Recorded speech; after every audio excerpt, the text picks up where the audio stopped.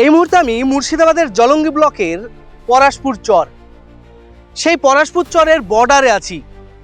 সেই বর্ডার বাংলাদেশের পদ্মা নদী যেটা বয়ে গেছে, বর্ডার এই মুহূর্তে প্রচণ্ড আশঙ্কায়, কারণ পদ্মা নদীর গর্ভে চলে যাচ্ছে ভারতের মাটি, ভেঙে যাচ্ছে হাজার হাজার বিঘা জমি। কৃষক চিন্তিত, কারণ তাদের কলয়ের জমি, একাঙ্গির জমি সব যেন নদীর গর্ভে চলে যাচ্ছে। যে পরিমাণ ভাঙন হচ্ছে, যে হয়তো এই ভাঙন এইভাবে চললেই পরাশপুর চর যে গ্রামটিও গ্রাস হয়ে যাবে এই ভাঙনে, সঙ্গে যাবে হাজার হাজার বিঘা জমি। একদম গ্রাউন্ড জিরো থেকে আমি আপনাদেরকে সেই ভিজুয়াল দেখাচ্ছি, আপনাদের সামনে তুলে ধরতে চাইছি যে পরশপুরের মানুষ এখন কি পরিমাণ সংকটের মুখে। চলুন তাদের কথা এবং তাদের বর্তমান কি অবস্থা তাদের মুখ থেকে জেনে নিই। পদ্মার ভাঙনে আতঙ্কিত পরাশপুর চর, নদীর গর্ভে হারানোর ভয় নিয়ে বেঁচে থাকার লড়াই। নদীটা একসময় ছিল জীবনের উৎস, আজ সেই নদী জীবনের শত্রু হয়ে উঠেছে। এখানে জলঙ্গি ব্লকের পরাশপুর চর আর উদয়নগর চর, ভারত বাংলাদেশ সীমান্তের একদম ধারে, যেখানে ভোরে মানুষ চাষ করতে যায় আর সন্ধ্যায় পদ্মার ধারে বসে বাতাস উপভোগ করে। সেই মানুষ আজ ভয়ে কাঁপছে। হঠাৎ করেই পদ্মার বুকের জল কমেছে, আর তার সঙ্গে খুলে গেছে ভাঙনের মুখ। মাত্র কয়েকদিনের মধ্যেই ভারতের বর্ডারের ধার দিয়ে প্রায় 200 মিটার করে জমি তলিয়ে গেছে নদীর গর্ভে। যে মাটিতে বীজ বোনা হতো, আজ সেখানে শুধু ভাঙা বাঁশ, ছেঁড়া টিন আর জলের গর্জন। এই গ্রামটার নাম পরাশপুর চর। 2005 সালের ভয়াবহ ভাঙনে যারা সব হারিয়েছিল, তাদের ঘরবাড়ি, আশা, জীবন সব মিশেছিল পদ্মার জলে। তারপর এই চরেই তারা নতুন করে গড়ে তোলে তাদের জীবন, চাষ করে, ঘর বানায়, হাসতে শেখে আবার। কিন্তু আজ সেই মানুষগুলো আবার হারানোর মুখে। তাদের চোখে আজ শুধুই প্রশ্ন, কতবার তারা আবার শূন্য থেকে শুরু করবে। ওই ভাঙনি শুরু হয়েছে, এখন যে এই চরের মধ্যে যারা আছে, এখন যে থাকবে ভরসা খুব কম। হ্যাঁ, যে ভাঙছি আমরা তো ধরো হুতাশ হয়ে গেছি। হ্যাঁ, আমরা এখন আমরা কেউ কেউ বলছি যে কোথায় যাবো, কি করবো, এই চিন্তাধারায় হয়ে গেছি। এখন কি চাইছেন? এখন চাইছি যে আমাদের যাতে বাঁধন হোক। বাঁধনের আমার দরকার।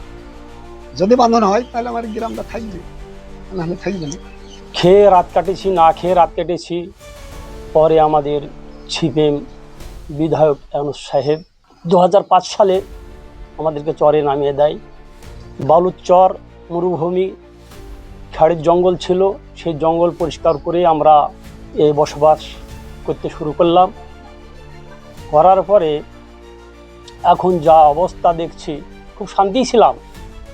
এখন যা অবস্থা দেখছি যে আমাদের যে আতারপাড়া ছিল বাংলাদেশটা প্রায় অনেকটা দূরেই ছিল। আমাদের যে এখন বর্তমান যে একটা ভারতের যে ক্যাম্প ছিল, ক্যাম্প থাকা সত্ত্বেও 900 মিটার দূরত্ব ছিল ক্যাম্পটা, আতারপাড়া ক্যাম্পটা। এখন 900 মিটার দূরত্ব ভেঙেও আমাদের এই দিকে 500 মিটার ভেঙে গেছে। 900 আর 500, এই তো 1400 মিটার ভেঙে গেছে। মাঝে আমাদের আর মোটামুটি 900 মিটার আচ্ছা আমাদের এই গ্রামকে গ্রাস করতে নদীতে। আমি এই ছেলে মেয়ে কোথায় যাব, কোথায় বসবাস করব, একবার ভেঙে এসেছি, আবার কোথায় ভাসবো, কি খাবো।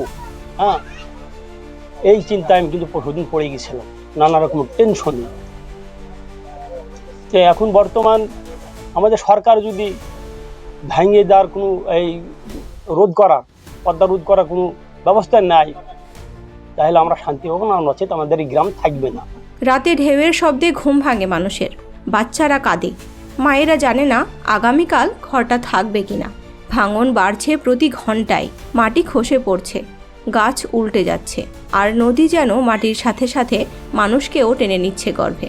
গ্রামের এক প্রান্তে আজ কেবল ফাঁকা জমি। যেখানে একদিন ছিল হাসির শব্দ, আজ সেখানে শুধু জলের ছপছপ আওয়াজ, যেন নদী নিজেই কাঁদছে মানুষের জন্য। প্রশাসন বলে কাজ কেন্দ্রের, রাজনীতি বলে এ দোষ ওদের, কিন্তু নদী তো এসব বোঝে না। সে শুধু নেয়, নিতে নিতে ফেলে রেখে যায় হাজারো মানুষের নীরব কান্না। যদি এখনই না থামে এই ভাঙন, তাহলে এই চরটা হয়তো আর থাকবে না, থাকবে শুধু একটা নাম, পরাশপুর চর, যেখানে মানুষ একসময় বেঁচে থাকার স্বপ্ন দেখেছিল। নদী শুধু জমি গিলে নিচ্ছে না, গিলে নিচ্ছে মানুষের মর্যাদা, ঘাম আর ভবিষ্যৎ। পদ্মার ঢেউ থামুক বা না থামুক, এই কষ্টের গল্প থামবে না। ধরণীগাথা বলবে যতদিন এই নদী বয়ে যায়। পদ্মার ভাঙনে বন্যা হিসেবে আতারপাড়াটা আগে সর্বপ্রথমে গেল। মানে ওখানে ক্যাম্প ট্যাম্প একটা গ্রামও ছিল, আবার একটা ক্যাম্পও ছিল। ক্যাম্পটা যখন পদ্মাতে ভাঙিয়ে চলে গেল, ভাঙিয়ে চলে যাওয়ার পরে আমাদের জবর একটা আতঙ্ক চলে আসলো যে বোধহয় আমাদের দেখো বোধহয় ভেঙে যাবে।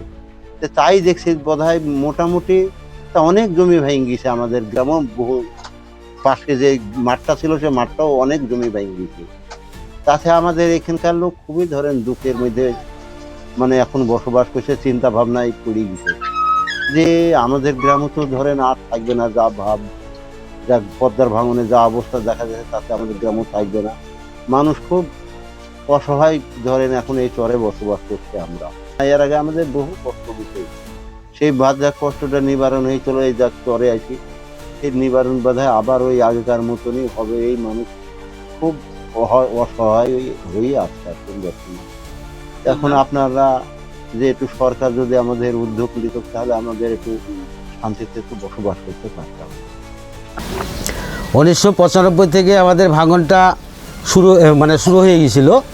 তারপরে ভাঙনে ভেঙে আমাদের বাড়িঘর সব নিলাম হয়ে যায় নদীর জলে। আমরা বাস্তুহারা, তখন কোনো বাড়িঘর করার মতো জায়গা আমরা পেয়েছিলাম না। তখন আমাদের উপকার বলতে গেলে আমাদের তখন ইয়ানুস আমাদের বিধায়ক ছিল, ওনার সাহায্যে আমাদের চরে যাই হোক আমাদেরকে একটা জায়গা করে দিয়েছিল। আমরা ওই যা চরে এসে আমরা আশ্রয় নিয়েছিলাম।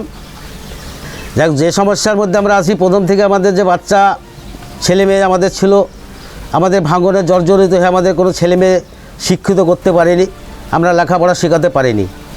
আবারও আমাদের এই যে 2000 এখন কত চলছে 25-26-এ আবারও শুরু আমাদের ভাঙন। আমরা যে আজ 20 থেকে 21 বছর আমাদের এই চরে বসবাস করা হচ্ছে বা চরে বাস করছি।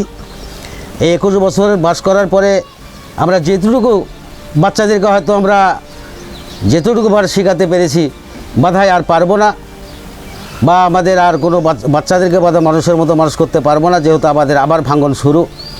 আমরা যে এবার কোথায় যাব আর কোথায় থাকবো, আমাদের মানে বাঁচার বাজার আমাদের রাস্তা নাই, কোন জায়গাতে যাব আর না যাব আমাদের জায়গাও নাই। আমরা বিশাল সমস্যার মধ্যে আছি।